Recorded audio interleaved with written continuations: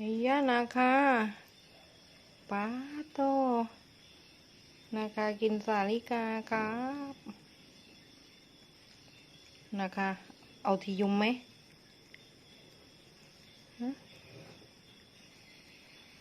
โอ้ยนะคะน้องกินยุมเดียวให้แม่บ้างน้องกินตรงนี้เอาน้องกินเลยไอ้กาเอากินได้หมดเลยค่ะเอากินได้หมดเลยแกอยากกินด้วยแบบนี้ไม่เอาสาลิกาครับ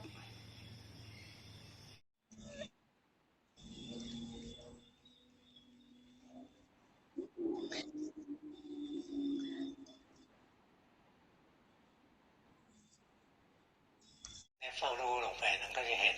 จิตใจมันทำงานมะม่วงก็จิตใจกินมันเปลี่ยนแปลงตลอดเวลาเลยมันเปลี่ยนได้ยังไง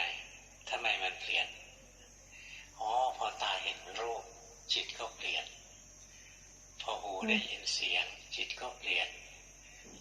พอจมูกได้กลิ่นจิตก็เปลี่ยนพอลิ้นกระทบรสจิตก็เปลี่ยนมะม่วงก็กินครับจิตก็เปลี่ยน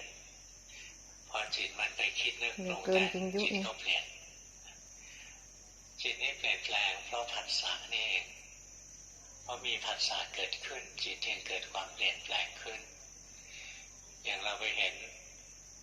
ผู้หญิงสวยเดินมาเนี่ยจิตที่เคยสงบเนี่ยก็เกิดราคะขึ้นมานี่จิตมันเปลี่ยนแปลงแล้วแต่เดิมไม่มีราคะ